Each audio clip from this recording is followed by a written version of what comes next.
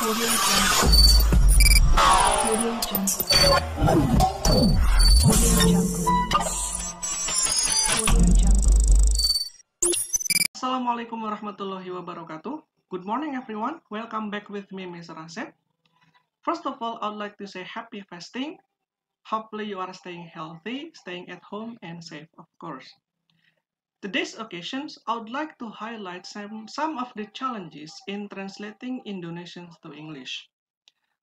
I'll make it into a brief summary about introductions to translations and also the ways or the problems in translations Indonesian to English and some possible solutions proposed by some students with Mr. Asep. When we talk about the problems or the challenge, let's take a look at this slide, everyone. It is written in Bahasa Indonesia or in Indonesian language. You may highlight the first sentences here. We have anak perempuan presiden yang kaya itu. Anak perempuan presiden yang kaya itu. This is one of the problem I took from the student's explanation. Anak perempuan presiden yang kaya itu. In this case, the problems faced by the students can be in the form of ambiguity atau ambiguitas ya. Kenapa? Because it can be interpreted that it is the president who is rich or the daughter. Yang kaya itu sebenarnya siapa? Apakah anak perempuannya atau presidennya, ya kan?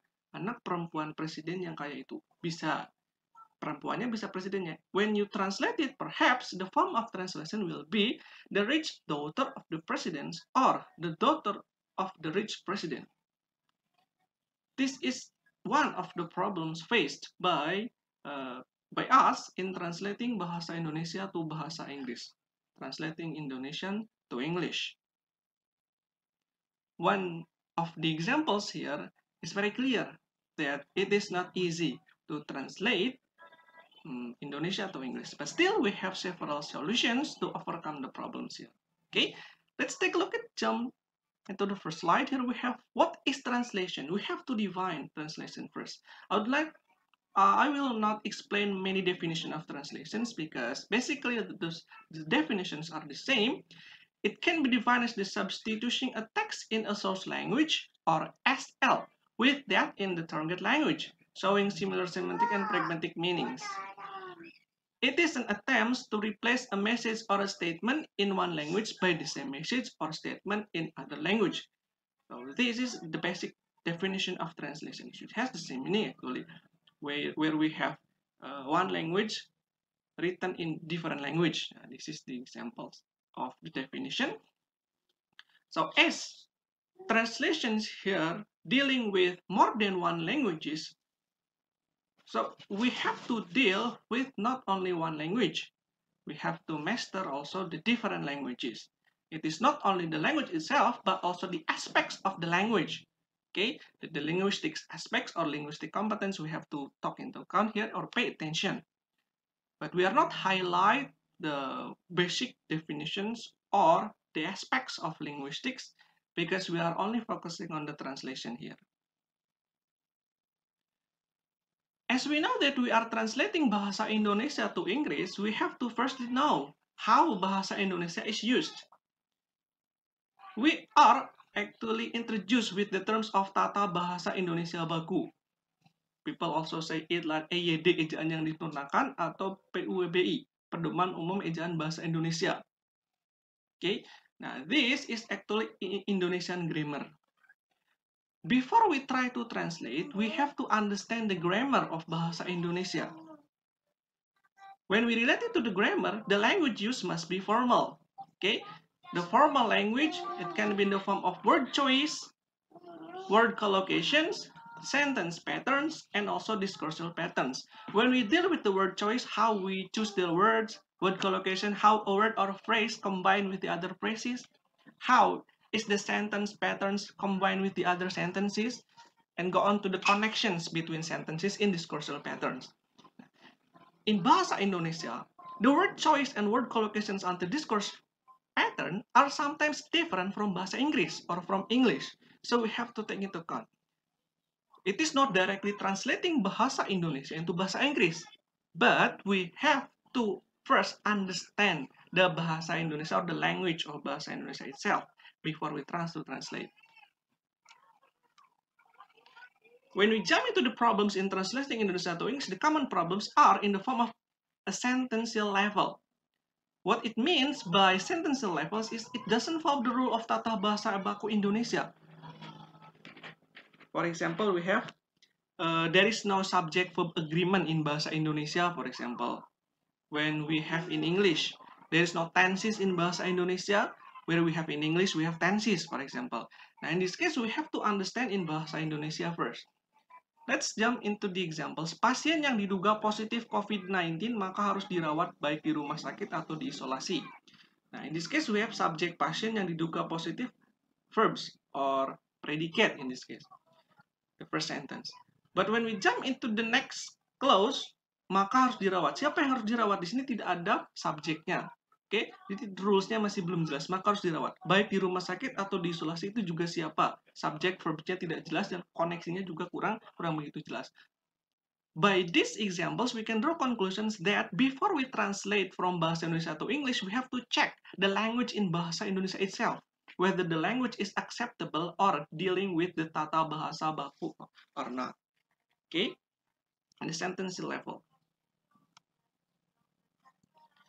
Here is the other example. In bahasa Indonesia, we have dia tidak berangkat ke kampus karena sakit.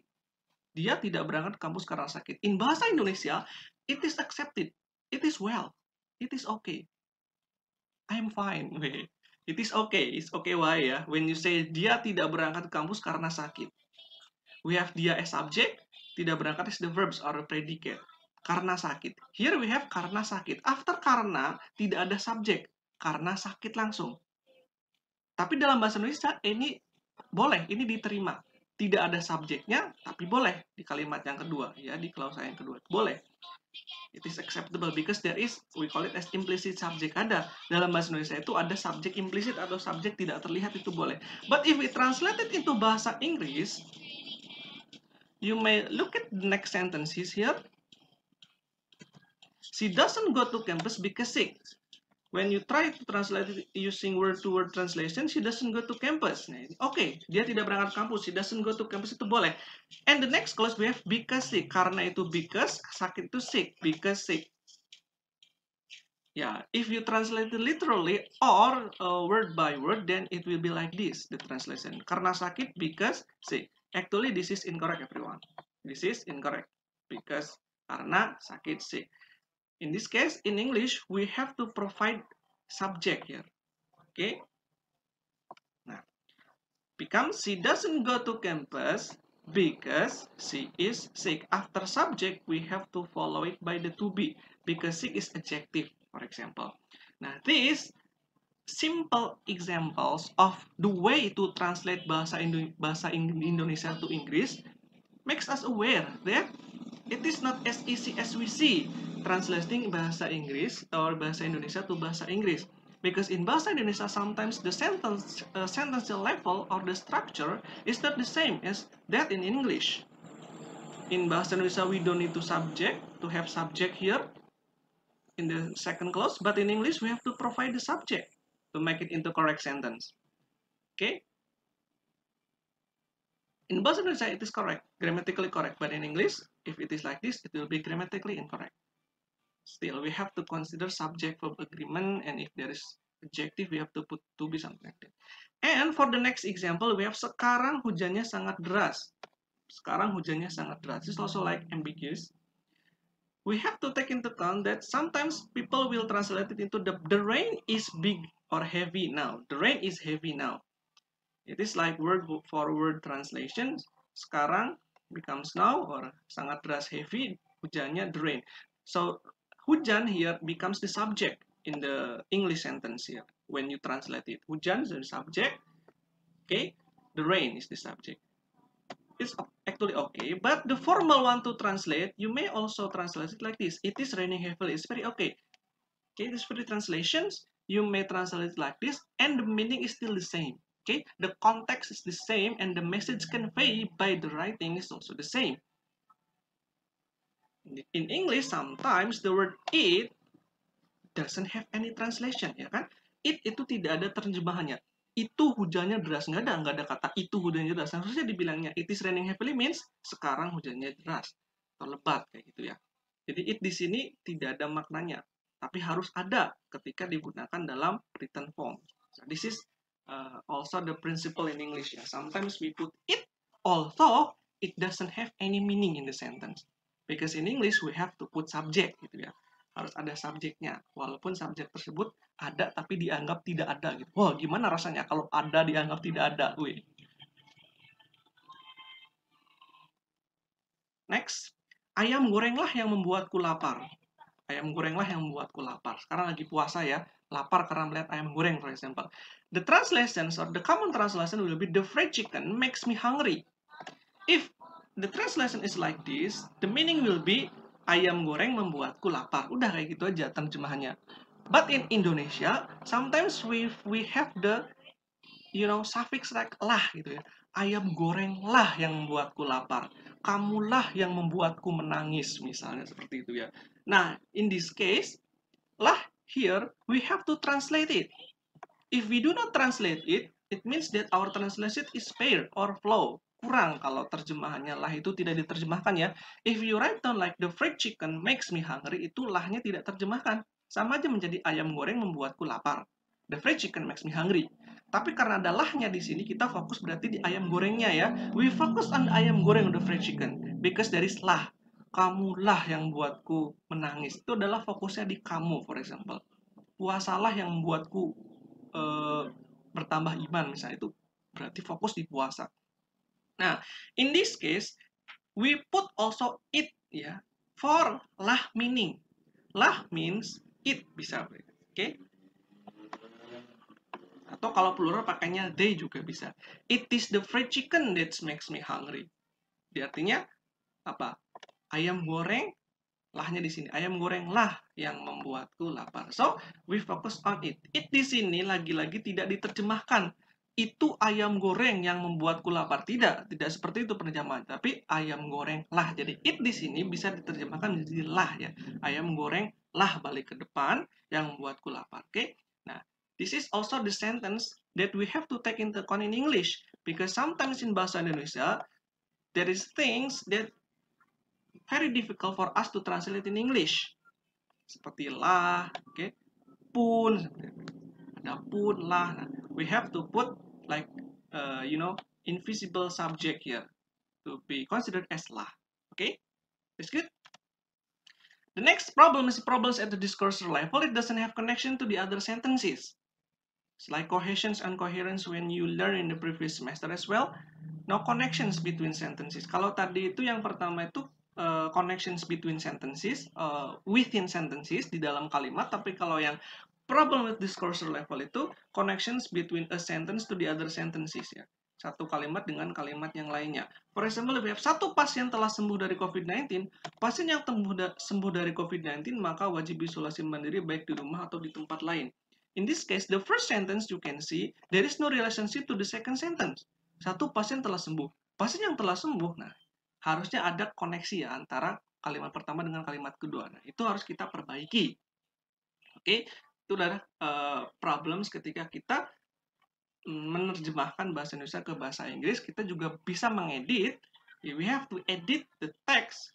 You can also contact the writer first, whether the edit is acceptable or not. Then after discussing, then you can make translations. Daripada nanti kalau translate seperti ini, hasilnya malah kurang memuaskan juga ya. Okay, so we have to understand the situation and also the context in discourse level. For example, karena seluruh toko tutup sehingga saya tidak bisa beli apapun untuk berbuka puasa.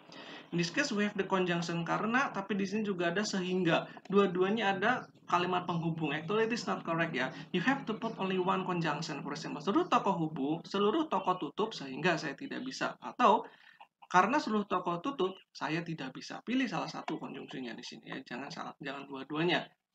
So the conjunction in bahasa Indonesia sometimes are also problems when the writers here. Because we are language learners and also language teachers, we have to understand, we have to take into account, we have to take notes whether the conjunctions is accepted or not within the sentences. So as a good translator, you have to have the mastery on both source and also target language. Here is bahasa Indonesia dan bahasa Inggris. Jadi kita harus tahu struktur bahasa Indonesia, struktur bahasa Inggris.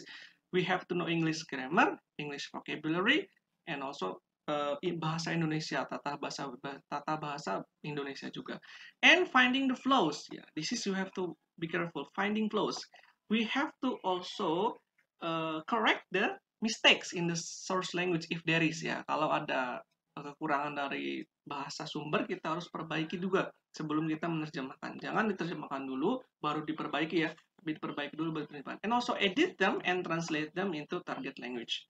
And maintaining contextual consistent message is a faithful translation. Okay, we have to maintain the consistency of the message. We have to maintain the context. We have to maintain the language, the message that is going to be delivered by the writers in the source language to the target language. How about the solutions?